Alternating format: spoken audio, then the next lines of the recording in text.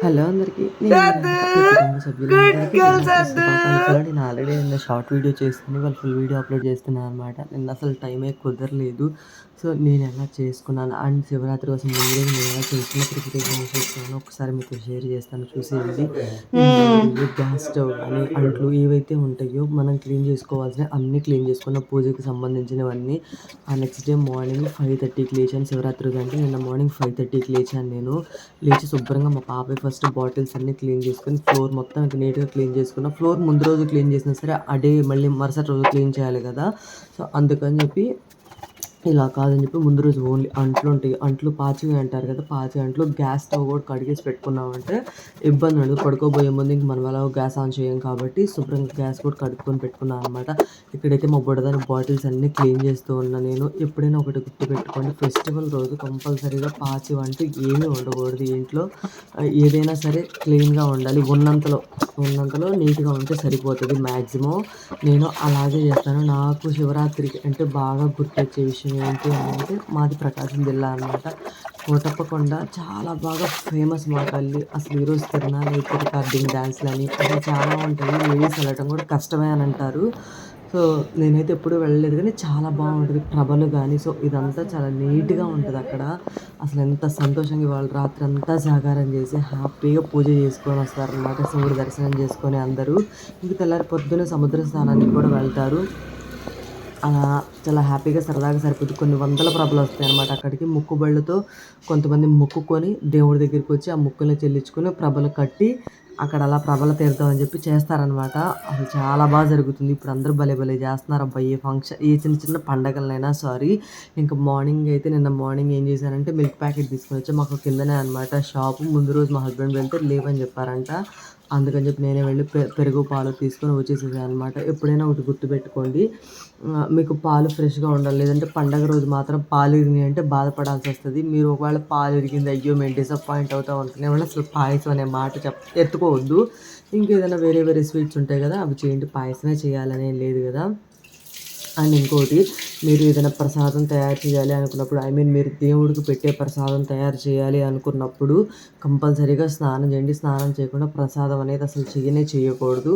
నాకు తెలిసినంత షేర్ చేస్తున్నాను మీతోటి. ఒకవేళ మీరు ప్రసాదం కూడా మీ దగ్గర చేసే ఓపిక లేదంటే మీ దగ్గర హ్యాపీగా కాయలుంటే వాటిని శుభ్రంగా నీళ్ళలో తడిపేసేసి పెట్టేసేయండి. ప్రసాదం సరిపోతది. మీరు ఇదే స్వీట్ చేయాలి భగవంతుడికి అని ఎక్కడా లేదు నాకు తెలిసినంత వరకు. నేనైతే ఏం చేశానంటే మార్నింగ్‌కి ఏమేమి కావాలో అవన్నీ ఒక్కసారే వాష్ చేసుకుంటాను అనమాట. మధ్యాహ్నానికి రైస్, కందిపప్పు, బియ్యంలో సగ్గుబియ్యం వేసి కడిగేసేసుకుంటాను. ఎందుకంటే పొంగట్లో సగ్గుబియ్యం వేసుకుంటే చాలా బాగుంటుంది. కొంతమంది బెల్లపన్నం అంటారు, కొంతమంది పొంగలి అంటారనమాట. సో, నేను స్వీట్ చేయడం కూడా చాలా తక్కువే నిజం చెప్పాలంటే.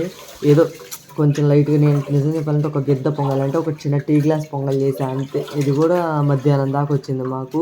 అది ఉండేది ముగ్గురమే కాబట్టి హ్యాపీగా కొంచెం తలా కొంచెం తిన్నాం అంతే. నేను స్వీట్‌ని పెద్దగా ఇష్టపడే పర్సన్‌ని కాదు.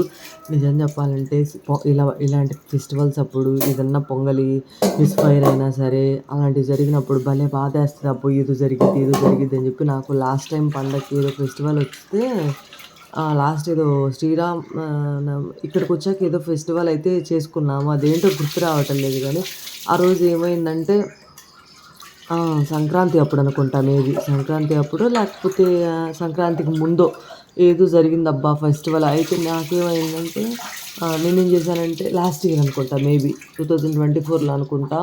ఇక్కడ బెల్లం బాగోదంట వైజాగ్‌లో. ఆ విషయం నాకు తెలీదు. బెల్లం బావుంటది. రిలయన్స్‌లో తీసుకొచ్చాను అప్పుడు బెల్లం నేను. బెల్లం బావుంటదిలే అనుకోని స్వీట్ చేస్తే అదేందో ఉప్పెరిగినట్టు అలా అయిపోతే అబ్బా! ఏంట్రా అని మనసు చివుక్కుమంది. అది బెల్లం మిస్టేక్ అయినా సరే మనకే బాధ అనిపిస్తది. అలాంటప్పుడు మీరేం చేస్తారంటే ఏదో ఒక చిన్న స్వీట్ కేసరి ఇలాంటివి చేయడానికి ట్రై చేయండి. సో, పొంగల్ పెట్టేది ఏ గిన్నె అయినా సరే మీరు ఇత్తడి గిన్నెలోనే పెట్టాలని లేదు.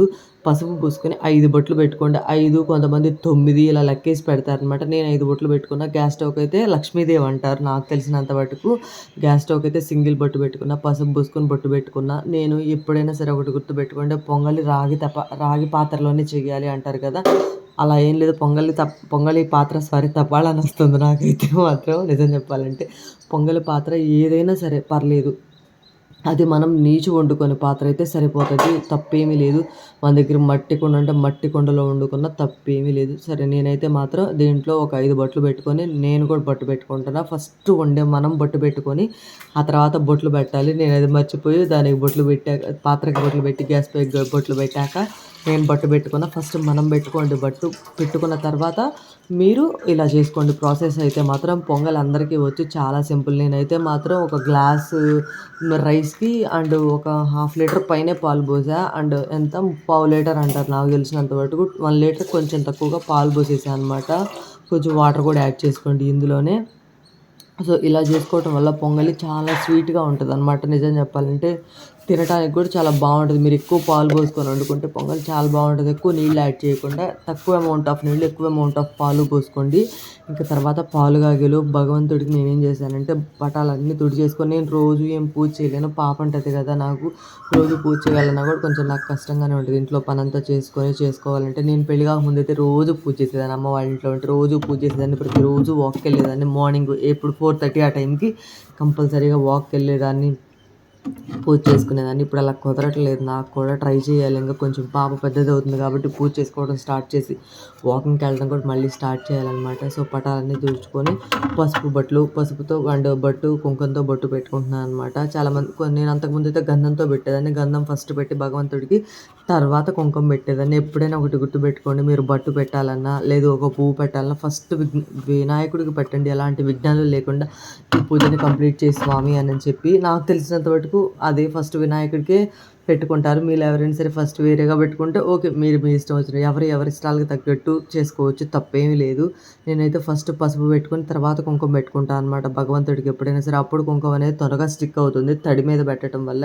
పసుపు మనకి ఎప్పుడైనా తడిగా ఉంటుంది. గంధం కానీ పసుపు కానీ తడి చేసి పెట్టుకొని తర్వాత కుంకుమ బొట్టు పెట్టుకున్నారంటే చాలా నీట్గా కనిపిస్తుంది అనమాట. కుంకుమ అతకదు. ఒకవేళ మనం నీటితో తడపాలని చూసినా సరే అది కారిపోతుంది.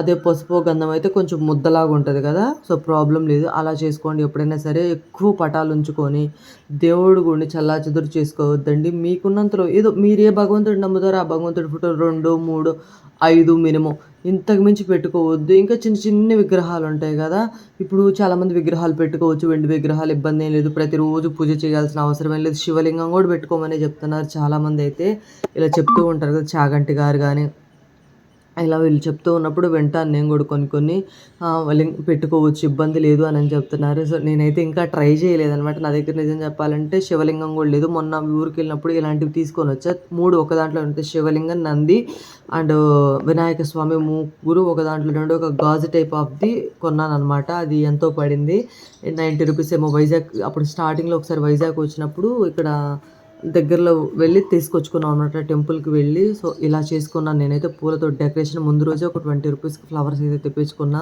తెప్పించుకొని పండగ రోజు ఫ్లవర్స్ చాలా కాస్ట్. అంటే ముందు రోజు మధ్యాహ్నం పూట తెచ్చి ఫ్రిడ్జ్లో పెట్టుకోండి.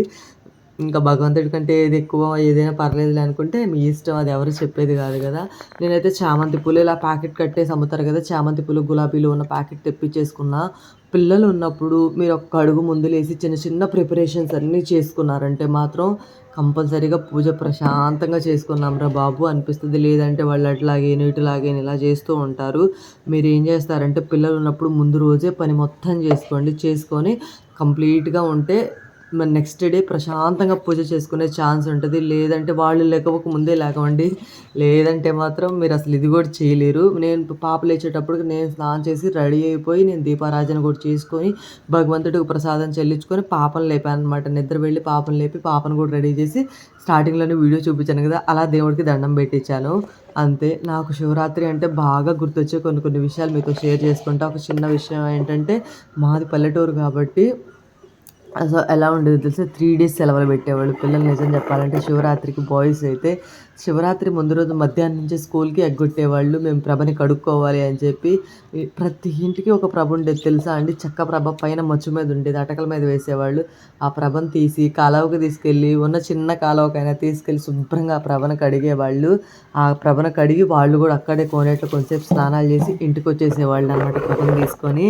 సో ఆ నెక్స్ట్ డే ఏం చేసేవాళ్ళు అంటే ఆ ప్రభకి కొట్టుకెళ్ళి చిన్న చిన్న ఫ్లవర్స్ ఏవైతే ఉంటాయో చిన్న చిన్నవి రిబ్బన్ టైప్ ఉంటాయి కదా, రిబ్బన్ టైప్తో తయారు చేసేవి. అండ్ మనం 10th క్లాస్లో చూపిస్తే పేపర్స్ తోటి డిఫరెంట్ డిఫరెంట్ కటింగ్స్ వచ్చి ఉంటాయి చిన్నప్పుడు, గుర్తుంటే మీ అందరికీ ఐడియానే ఉంటుంది. ఐడియా లేకపోతే గుర్తుంటుంది మ్యాక్సిమం. కవర్స్ని కట్ చేసినవి డిజైన్ కట్ చేసినవి ఉంటాయి కదా, సో అవన్నీ తీసుకొచ్చుకునేవాళ్ళు. తెచ్చుకొని మార్నింగ్ స్టార్ట్ చేసేవాళ్ళు అనమాట ప్రభని డెకరేషన్ చేయటం. శివుడి ఫోటోలు ఏవైతే ఉంటాయి, శివుడు వినాయకుడివి మణికంఠ స్వామి ఏవైతే ఫోటోలు ఉంటాయో మొత్తం ప్రభ నిండా అలంకరించేవాళ్ళు అనమాట. ప్రభ నిండా అలంకరించి అక్కడక్కడ చిన్న లైట్ పెట్టేవాళ్ళు, ఎక్కడో ఒక పెద్ద లైట్ కూడా ఉండేది కాదండి. మేము చిన్నపిల్లలప్పుడైతే మాత్రం ఒక్క లైట్ పెట్టుకునేవాళ్ళు. ఇంకా ప్రభని భలే డెకరేషన్ చేసేవాళ్ళు. మాకు తెలిసింది అప్పుడు నీట్గా డెకరేషన్ చేయడం, అప్పుడు అదే చాలా అందంగా కనిపించేది. ఇప్పుడు కరెంటుతో చేస్తున్నారు ప్రభలు. మా అప్పుడు కూడా చిన్నపిల్లలప్పుడు కరెంటుతో చేసేవాళ్ళు అనమాట. తప్పకుండా అటు వెళ్తే ఉంటాయి కానీ ఊళ్ళో ఎప్పుడు కరెంటు ప్రభలే ఉండవు. ఒక చిన్న లైట్ అక్కడ పెట్టేసేవాళ్ళు అనమాట, దేవుడి దగ్గర పెట్టి. 3ంటికి స్టార్ట్ చేసేవాళ్ళు. నిజం చెప్పాలంటే ఆ రోజు మధ్యాహ్నం 3ంటి నుంచి స్టార్ట్ చేసేవాళ్ళు. ప్రతి ప్రభ హర హర శివ శివ అంటూ ప్రతి ఇంటికి వెళ్ళేవాళ్ళు.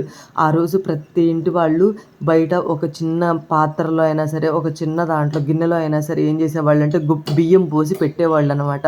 వచ్చిన ప్రతి ప్రభకి ఒక దోసెడు బియ్యం వేసేవాళ్ళు. నిజం చెప్పాలంటే అలా ఎన్నో ప్రభలు వచ్చాయి. దాదాపు ఊరి మొత్తం మీద మా ఊళ్ళోనే ఒక 25-30 ప్రభలు చిన్నపిల్లలందరూ గ్యాదర్ అయ్యి ప్రతి ప్రభకి 10 మంది ఉంటారు తెలుసా. ప్రతి ప్రభకి ఒక 10 మంది ఉంటారు. ప్రభని గొంతు స్టార్టింగ్లో పెట్టేవాళ్ళు. పెట్టి ఆ 10 మంది ఆ గొంతులో ఉన్న 10 ఇళ్ళకి వెళ్ళి హరహర శివ శివ అంటూ చెప్తూ ఉండేవాళ్ళు అనమాట. పిల్లలు ఒక గుప్పెడు బియ్యం వేసేవాళ్ళు. ఆ గుప్పెడు బియ్యాన్ని ఎంతో సంతోషంగా తీసుకొని పరిగెత్తుతూ ఉండేవాళ్ళు అనమాట. పిల్లలు చాలా హ్యాపీగా అనిపిస్తుంది అలా తిరగటం ఇదంతా కూడా. ఇంకేదన్నా జామ చెట్లు ఇలా కనిపించినప్పుడు పిల్లలు ఏం చేసేవాళ్ళు, సరదాగా తెంపుకునేవాళ్ళు. ఎవరు ఏమనరు. వంకాయ చెట్లు కనిపిస్తే వంకాయకున్న చిన్న చిన్న పిందెలు ఉన్నా సరే తుంపుకునేవాళ్ళు. సొరకాయ కనిపించిన సొరకాయలు వంకాయలు ఎక్కువ ఏ పల్లెటూరులో అయినా దొరుకుతాయి. అలా తీసుకునేవాళ్ళు అనమాట పిల్లలు. పోనీలే పిల్లలు కదంటే అని చెప్పి ఎవ్వరు ఏమనేవాళ్ళు కాదు ఆ రోజు రైతే. ఇంకా కొంతమంది ఇలా వైశ్యాస్ వీళ్ళు ఉంటారు కదా, అంటే చిన్న చిన్న చిల్లర కొట్లు ఉంటాయి కదా, వాళ్ళైతే బెల్లపు గడ్డలు కూడా వేసేవాళ్ళు. చిన్న చిన్న బెల్లపు గడ్డలు ఇచ్చేవాళ్ళు అనమాట. ఎందుకంటే తెల్లారి పొద్దున్నే పిల్లలకి పొంగల్ పెడతారనమాట.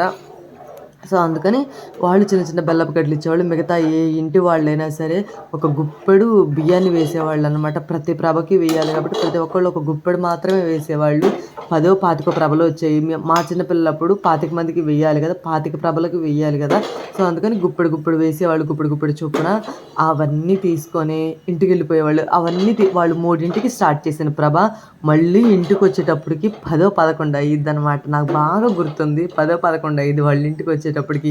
ఇక తెల్లారి పొద్దున్నే వాళ్ళు ఇప్పుడు ఆ 10 మంది బియ్యాన్ని, ఇప్పుడు ఆ ప్రభ అయితే ఎవరైతే ఇప్పుడు ప్రభ కడతారు కదా, ఒక ప్రభ కింద 10 మంది ఉంటారు కదండి పిల్లలు. ఆ ప్రభ ఎవరైతే కడతారో ఆ ఇంటికి ఆ 10 మూటలు చేరాయి అనమాట. ఆ 10 మూటల్లో ఎంత బియ్యం వచ్చిందా ఏందని చూసేవాళ్ళు. స్టార్టింగ్లో ప్రభ స్టార్ట్ అయ్యేటప్పుడు వాళ్ళ ఇంట్లో నుంచి వాళ్ళు ఒక సాలిడ్ బియ్యం కానీ, అదే ఒక 4 గిద్దలు అంటారు కదా, సో అలా బియ్యాన్ని పోసుకునేవాళ్ళు అనమాట. ఆ బియ్యాన్ని పోసుకొని ప్రతి ఇంటికి స్టార్ట్ అయ్యేవాళ్ళు కదా.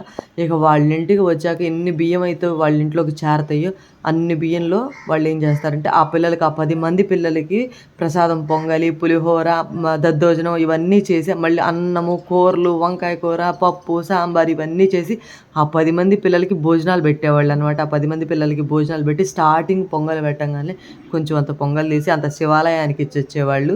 ప్రసాదంగా పెట్టి వాళ్ళు వచ్చి శివాలయం దగ్గరికి వెళ్ళి ఆ ప్రభను తీసుకొని వెళ్ళి శివాలయం చుట్టూ తిరిగి వచ్చేవాళ్ళు అనమాట. స్టార్టింగ్ వెళ్ళే రోజు కూడా శివాలయం చుట్టూ తిప్పుతారు. ఆ ప్రభని శివాలయం చుట్టూ తిప్పి మేము ప్రభ కట్టామని చెప్పి ఆ దేవుడికి దండం పెట్టుకొని ఆ శివుడికి ఇంకా ఊళ్ళోకి స్టార్ట్ అవుతారు. నేను స్టార్టింగ్ చెప్పడం మర్చిపోయి, ఫస్ట్ శివాలయానికే తీసుకెళ్తారనమాట. ప్రభని శివాలయానికి తీసుకెళ్ళి అలా తిప్పుకొని ఇంకా ఊళ్ళోకి స్టార్ట్ అయిపోతారు పిల్లలందరూ కూడా. అసలు భలే సరదాగా సాగుతుంది. ఆ 3 days సెలవులు పెట్టేవాళ్ళు అనమాట పిల్లలు. ఇంకా నెక్స్ట్ డే ఏం చేస్తారంటే పొంగల్ ఇవన్నీ చేసుకొని తిని ప్రశాంతంగా ఇంట్లో హ్యాపీగా రిలాక్స్ అయ్యి ఆ ప్రభను మళ్ళీ కడిగేసేసుకొని ఆ మరుసటి రోజు కాలువకు తీసుకెళ్ళి ఆ ఫోటోలన్నీ కాలువలో పడేసి నీట్గా కడిగేసేసి ప్రభని మళ్ళీ తీసుకొచ్చి తుడుచుకొని ఎండలో ఆరబెట్టుకొని మచ్చు మీద పెట్టుకునేవాడు. మళ్ళీ నెక్స్ట్ ఇయర్కి పనికి వస్తుంది. అలా ఎంత సరదాగా జరిగిద్దంటే పల్లెటూరులో శివరాత్రి అంత సరదాగా జరిగింది. కానీ ఇప్పుడు అలా ప్రభ కట్టేవాళ్ళు కూడా లేరు. ఎవరో ఒకళ్ళిద్దరు మొత్తం మీద కట్టినా కూడా 2-3 ప్రభలు ఉంటాయి అంతే. నేనైతే సింపుల్గా రెడీ అయ్యి పూజ చేసుకుని, ఎందుకంటే మళ్ళీ లేచాక పాపతోటి రెడీ అవ్వటం కుదరదు. అండ్ స్నానం చేయించాలన్నా కూడా కుదరదు కదా. సో నేను అలా రెడీ అయ్యాను, ముందు చూపించాను కదా. మా బుడ్డదాన్ని అయితే ఇలా రెడీ చేశాను అనమాట. ఎంత పెద్ద ఫ్రాక్ అయినా సరే, ఎంత పెద్ద లాంగ్ ఫ్రాక్ అయినా హ్యాపీగా ఉంచుకుంటుంది. సో నా వీడియో ఇప్పటి వరకు చూసుంటే, లాస్ట్ వరకు చూసుంటే మీ విలువైన సమయాన్ని నాకు కేటాయించినందుకు చాలా థ్యాంక్స్ అండి. మీకు నచ్చితే ఒక చిన్న like, share, subscribe to my channel. And మీకు ఎలా అనిపించింది నా వీడియో, నా మూమెంట్స్ నేను షేర్ చేశాను కదా. మీకు ఏదైనా నచ్చిన మూమెంట్ ఉంటే ఖచ్చితంగా కామెంట్లో షేర్ చేయండి. అండ్ మా బుడ్డదాని డ్రెస్ అయితే ఇదనమాట, బర్త్డే రోజు. నేను ఆల్రెడీ ప్రీవియస్ వీడియోలో మా బుడ్డదాని ఫ్రాక్స్ అనే వీడియో చేశాను. నేను డైపర్స్ వీడియో కూడా బడ్జెట్లో ఎలా యూజ్ చేసుకోవాలి ఏంటనేది చేశాను అనమాట. ఎవరైనా చూడకపోతే ఒకసారి చూసేయండి. నేను మా బుడ్డదాని ఫ్రాక్స్ వీడియో చేసినప్పుడు పక్కన పిక్స్ యాడ్ చేస్తాను అని చెప్పాను. ఆ విషయాన్ని మర్చిపోయి అప్లోడ్ చేశాను, సారీ. సో నచ్చితే సబ్స్క్రైబ్ చేసుకోండి. డైపర్స్